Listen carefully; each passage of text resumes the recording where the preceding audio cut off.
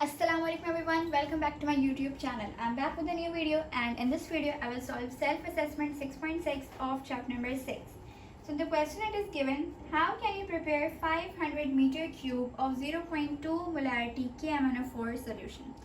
तो अब आपसे पूछा गया कि भैया आप कैसे बना सकते हैं, आपके पास एक सोल्यूशन दिया हुआ है. सो ये कैसे फाइंड करते हैं कि how to make a solution.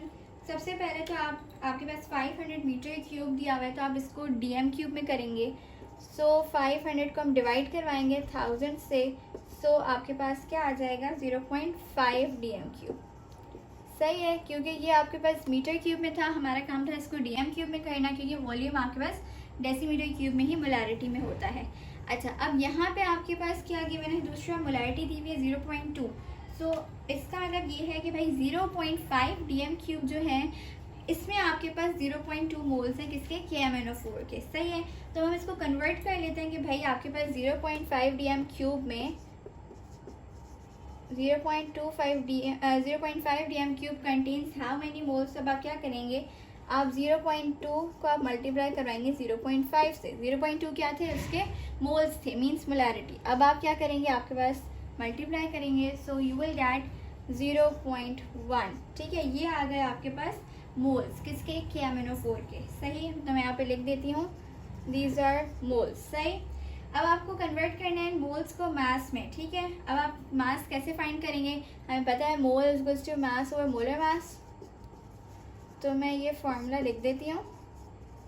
वैसे तो आप लोग को याद हो जाना चाहिए कि नंबर ऑफ मोल्स का क्या फार्मूला है, मोलैरिटी का क्या फार्मूला है, नंबर ऑफ मॉलिक्यूल्स जितने भी हैं इनके फार्मूलाज आपको आने चाहिए. सही है, अब आप कैसे फाइंड करेंगे मास को, अब आप मोलर मास को मल्टीप्लाई करवाएंगे मोल से. सो मोल्स आपके पास 0.1 है और मोलर मास आपको पता होना चाहिए. कैसे फाइंड करते हैं, अब आपके पास दिया हुआ है KMnO4. सही है, KMnO4 है, इसका आपको मोलर मास फाइंड करना है. पोटेशियम का होता है 39.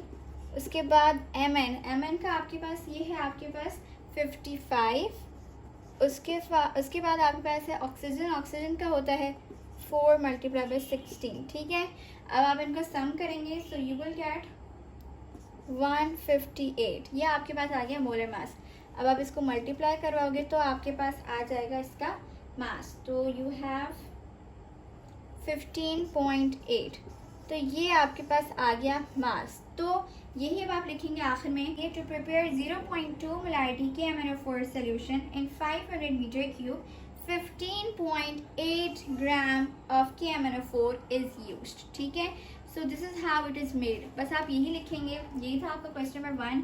अब हम मूव करते हैं क्वेश्चन नंबर 2 की तरफ.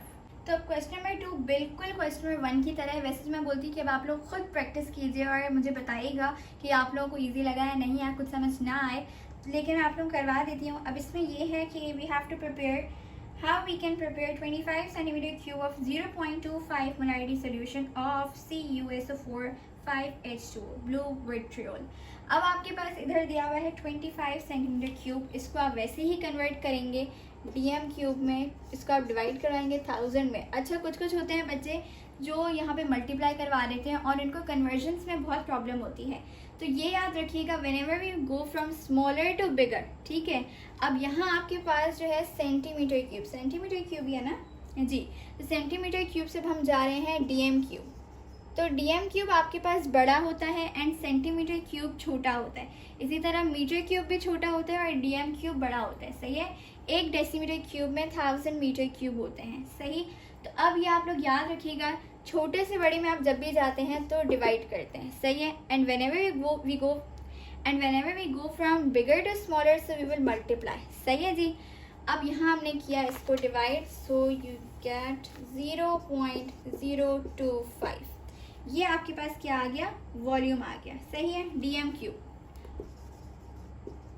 उसके बाद हमने क्या किया था, हमने इसको मल्टीप्लाई करवाया था इसके मोल से. मोल्स आपके पास दी हुई मोलारिटी विच इज 0.25.